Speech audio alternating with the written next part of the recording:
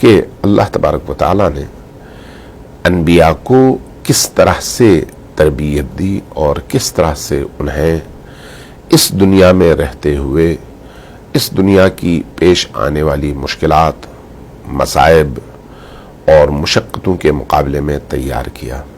یہ ذہن میں رکھیے گا کہ جب ہم اپنی زندگی میں کوئی سختی دیکھتے ہیں تو پریشان ہو جاتے ہیں، جب کوئی آسائش دیکھتے ہیں تو آپے سے باہر ہو جاتے ہیں۔ یہ اہل ایمان کی علامتیں نہیں ہیں، اور نہ ہی کسی خوشی کا زیادہ ملنا اللہ کے ہم سے راضی ہونے کی علامت ہے، نہ ہی ہماری زندگی میں مصائب کا بڑھ جانا، مشکلات کا بڑھ جانا اللہ کی ناراضگی کی علامت ہے۔ ایسا نہیں ہے، بلکہ اگر حقیقتاً دیکھا جائے تو ہر انسان کی روح کے تناسب سے، ہر انسان کی باطنی کیفیات کے تناسب سے اللہ تبارک و تعالی اس انسان کو مختلف قسم کی آزمائشات سے گزارتا ہے۔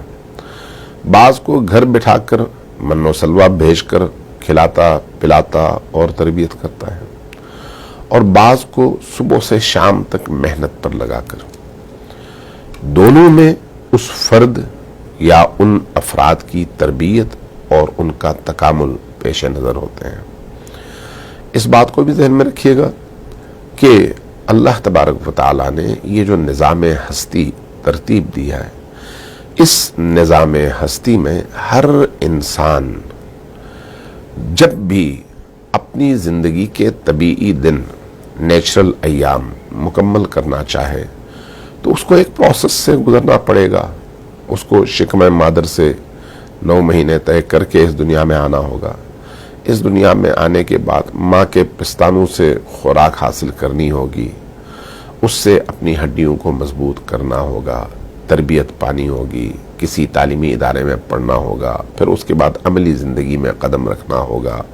عملی زندگی میں قدم رکھتے ہوئے اس کو محنت، مشقت اور اپنے آپ کو ان کاموں کا عادی بنانا ہوگا جو آرام طلبی سے متصادم ہے۔ چونکہ یہ دنیا سختیوں کی دنیا ہے، اور اس سختیوں کی دنیا میں انسان کو ان مراحل سے ہر صورت میں گزرنا چاہیے۔ اگر وہ نہیں گزرتا تو وہ اپنے کمال کی طرف سفر نہیں کر سکتا۔ اب ان سختیوں کو اگر انسان اللہ کی راہ میں تحمل کرتا ہے تو وہ سختیاں اس کے لیے سب سے بڑی نعمت بن جاتی ہیں۔ لیکن اگر ان سختیوں کو تحمل کرنے میں وہ بردباری کا مظاہرہ نہیں کرتا، عقل کا مظاہرہ نہیں کرتا، شعور کا مظاہرہ نہیں کرتا، صبر، استقامت اور پامردی کا مظاہرہ نہیں کرتا، تو پھر وہ مشکلات انسان کو خود اس سے بھی دور کر دیتی ہیں اور اللہ سے بھی دور کر دیتی ہیں۔ اس لیے اللہ تبارک و تعالیٰ نے انبیاء کو اس کائنات میں انسانوں کی ہدایت کے لیے جب بھیجا تو ان انبیاء کو ان تمام مشکلات سے گزارا، اور امتوں نے دیکھا کہ خود نبی کن کن مشکلات سے گزرتے ہیں۔ خاتم النبیین حضرت محمد مصطفیٰ صلی اللہ علیہ وآلہ وسلم سے بڑھ کر تو اللہ کو کوئی عزیز نہیں ہے، کوئی پیارا نہیں ہے، لیکن نبی کریم کی زندگی میں بھی آپ دیکھتے ہیں بھوک ہے، افلاس ہے، محنت ہے، قسم پرسی ہے، اور لوگوں کی طرف سے ظلم ہے، لوگوں کی طرف سے مظالم اور زیادتیاں ہیں، لوگوں کی طرف سے اذیتیں ہیں، اسی طرح سے شیب ابی طالب ہے، جنگیں ہیں، زخمیں ہیں، تلواریں ہیں، لڑائیاں ہیں۔ ان تمام مراحل سے نبی کریم عملاً گزرتے ہیں اور دنیا کو بتاتے ہیں کہ اگر باعث تخلیق کائنات ہستی کی زندگی میں آگے بڑھنے کے لیے یہ چیزیں ضروری ہیں تو پھر باقی انسانوں کے لیے بھی رستہ یہی ہے، اصول یہی ہے۔ اس بنیاد پر ایک عام انسان اگر ترقی اور تکامل کی راہیں طے کرنا چاہے تو اس کے سامنے وہی رستہ ہے جن کو انبیاء نے طے کیا، جن کو ان عظیم ہستیوں نے طے کیا۔ اب جب ہم قرآن کریم میں دیکھتے ہیں تو قرآن کریم، جیسے ابھی میں نے جس آیت کی تلاوت کی حضرت داؤد کے حوالے سے، فرمایا کہ وَعَلَّمْنَاهُ صَنْعَةَ لُبُوسٍ، اور ہم نے ان کو جنگی لباس بنانے کا ہنر سکھایا۔ کیوں؟ ہونا سکھانے کی کیا ضرورت تھی؟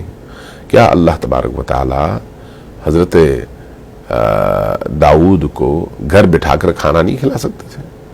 جنت سے خوراک نہیں بھیج سکتے تھے؟ فرشتوں کو ان کی خدمت پر مامور نہیں کر سکتے تھے؟ سب کچھ ہو سکتا تھا، لیکن اللہ نے ایسا کیوں کیا کہ اے داؤد تم یہ لباس بنانا سیکھو اور لوگوں کو جنگی لباس زرہ لوہے کا وہ بنا کے بیچو اور اس سے پیسہ کماؤ۔ اس کا مطلب ہے ایک عام انسان کو زندگی گزارنے کے لیے جن مراحل سے گزرنا چاہیے انہی مراحل سے انبیاء گزرے، اور بتایا کہ ہم جب ان مراحل سے گزرتے ہیں تو پھر تمہیں بھی انہی مراحل سے گزرنا ہوگا۔ جیسے اس آیت میں ہے وَعَلَّمْنَاهُ صَنْعَةَ لَبُوسٍ لَكُمْ لِتُحْسِنَكُمْ مِنْ بَأْسِكُمْ، یعنی یہ لباس تمہیں ہم نے بنانا سکھایا۔ اس لباس کے کئی فائدے ہوئے یہ اس عمل کے، ان میں سے ایک تو یہ ہے کہ تمہیں جنگوں میں اپنے دشمنوں سے اپنے آپ کو بچانے کا موقع مل گیا کہ کیسے تم اس لباس کے ذریعے سے دشمن کے وار سے خود کو بچاؤ۔ دوسرا، خود تمہیں محنت کا ایک راستہ مل گیا کہ اس طرح سے محنت کی جاتی ہے۔ تیسرا، اس محنت کے نتیجے میں حلال کی روزی گھر آئی جس سے تم اپنی معاش اور اپنی زندگی کے اسلوب، زندگی کے انداز چلا سکو۔ فَهَلْ انتم شاکرون، کیا تم اب بھی شکر گزار نہیں بنو گے؟ تو یہ ہمارے لیے ہے کہ تم بھی اگر عملی زندگی میں ایک پاکیزہ اور نورانی زندگی بسر کرنا چاہو تو تمہیں زندگی میں محنت کرنی پڑے گی، مشقت کرنی پڑے گی، ہاتھ سے کام کرنا پڑے گا، پاؤں سے کام کرنا پڑے گا، جسم کو اس کام کے لیے خرچ کرنا پڑے گا، اور اس کے وہ جو بہت سارے فوائد ہیں وہ تمہاری زندگی میں رونما ہوں گے، اور تم کسی کے سامنے اپنی عزت نفس کا سودا کرنے پر مجبور نہیں ہوگے، چونکہ محنت انسان کو ذلت سے بچاتی ہے، مشقت انسان کو ذلت سے بچاتی ہے۔